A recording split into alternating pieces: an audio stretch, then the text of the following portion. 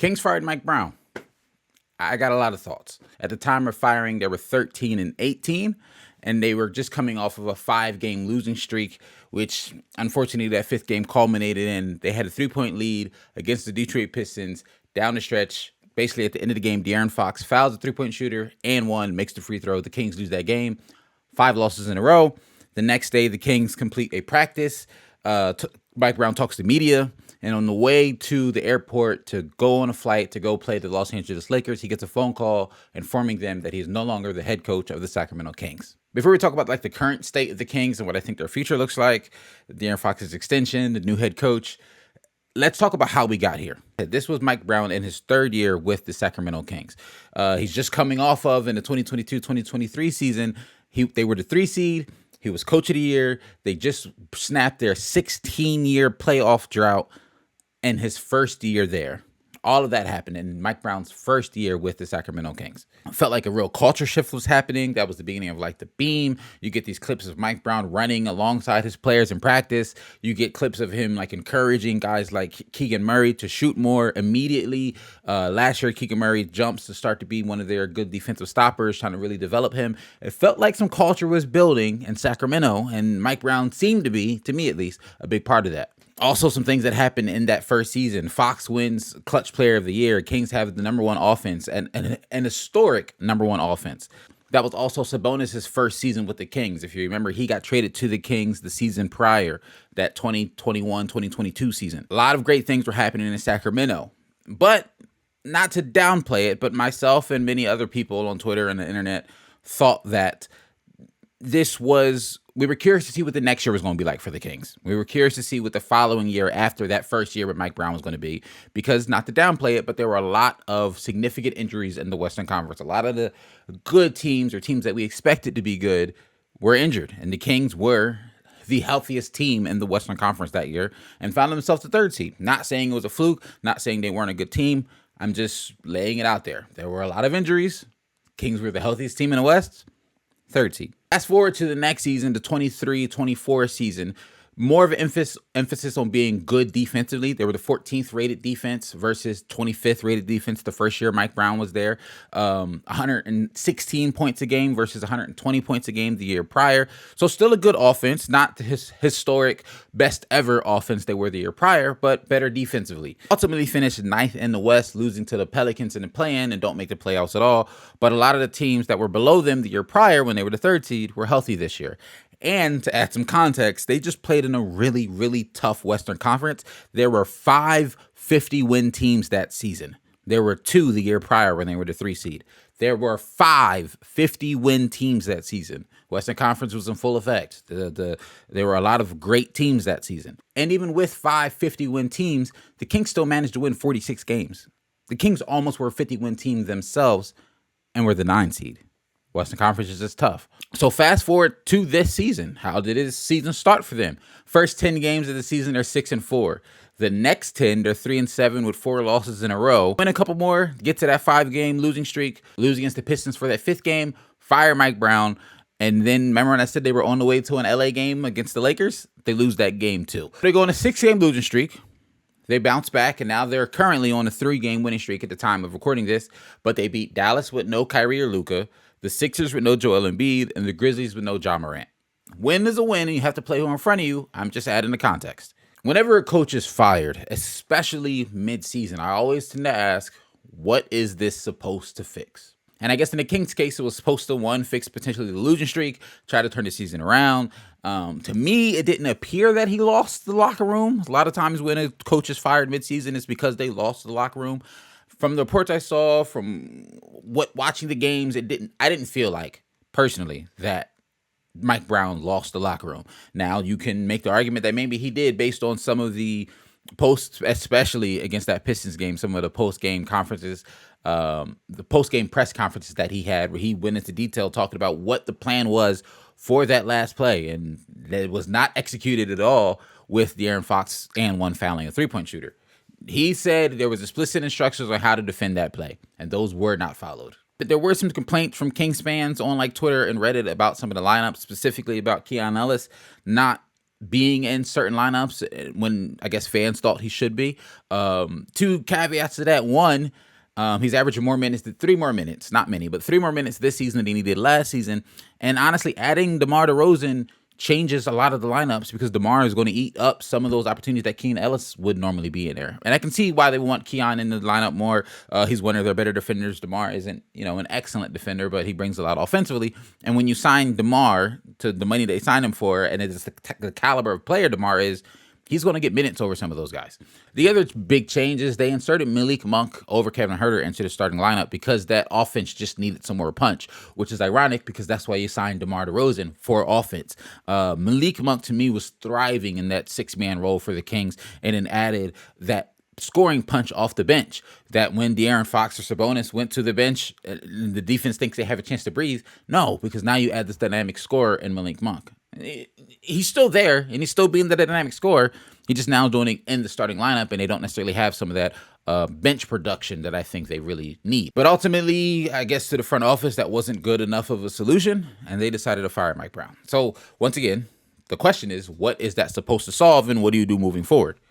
Well, right now, Doug Christie is the interim head coach. He was on Mike Brown's staff, and they promoted him to interim head coach, and they've, like I said, they've won 3 games since then against some not teams at 100%, but a win is a win. But ultimately, I think firing Mike Brown, putting Doug Christie as head coach, and if they decide to maybe even add a higher head coach later down in the season, we don't know.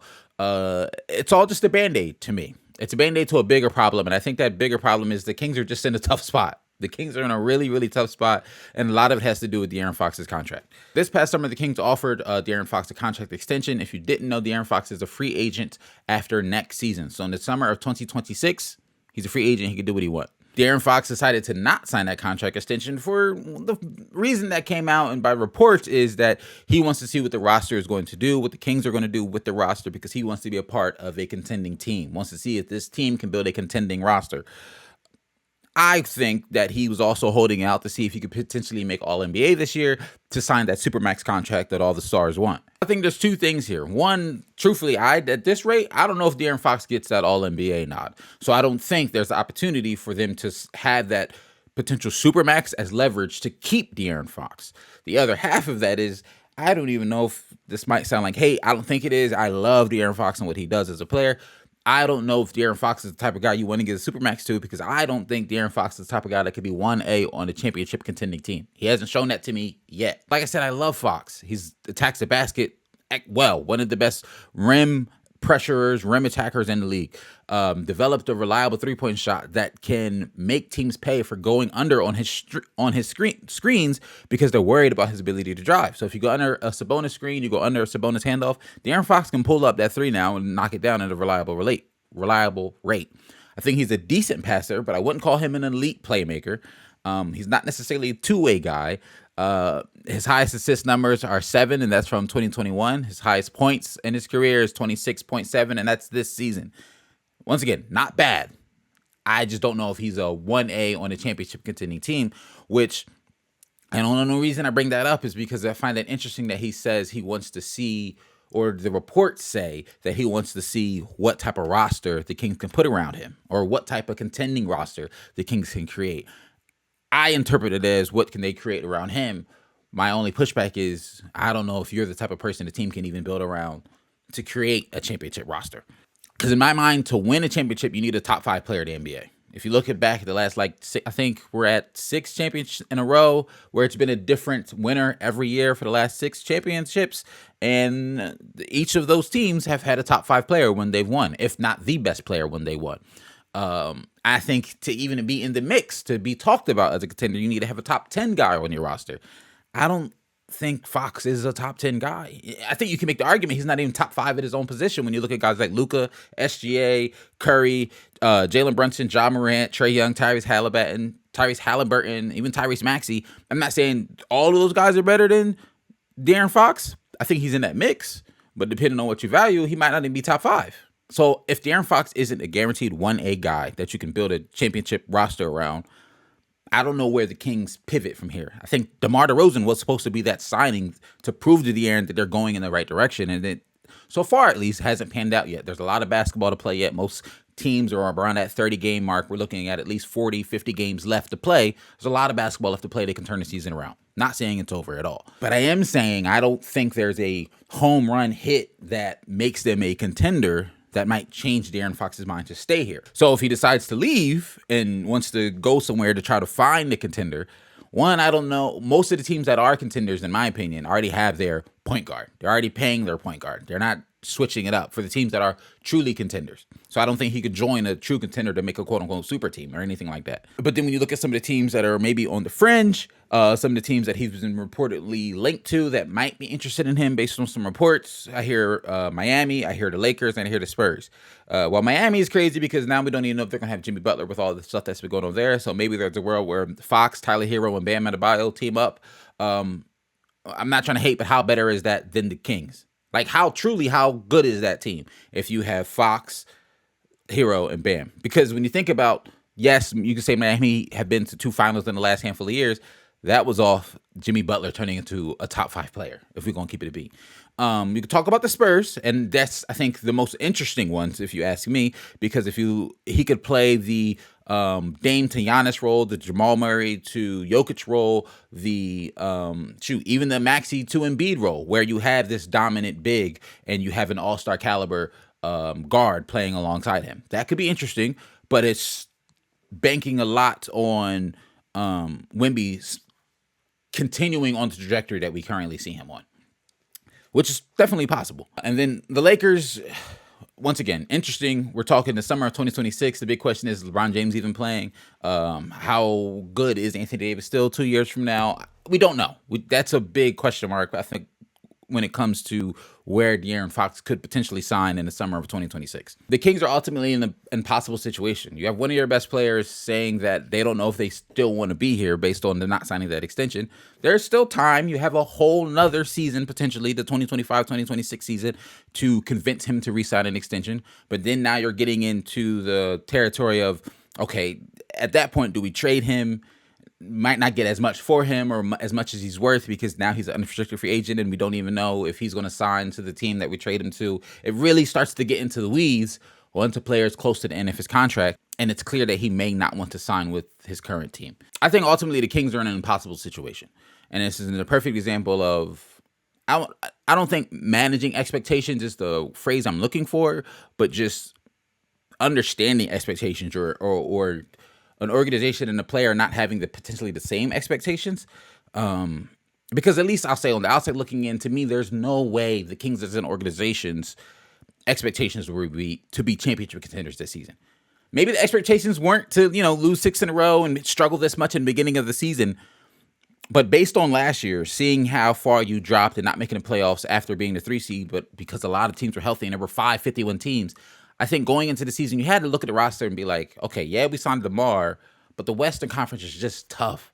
It is. De'Aaron Fox, our best player, might not be top 5 in his position. I think something similar could be said for Sabonis. With Joel Embiid not really playing, I think Sabonis could be more solidified than that top 5 in his position, but I think there's still an argument either way. And after 16 years of a playoff drought, this might sound like a consolation prize. This might not sound like winning culture, but I think there's some real value in just being a playoff team. For the position that the Kings were in, I think there's real value in just being a playoff team.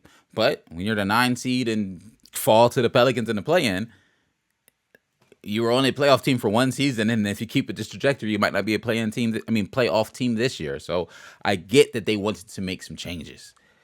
I just don't think Fire Mike Brown was the change that's going to get you to where you want to be. Now, even like I said, I understand De'Aaron Fox wanting to play for a contender.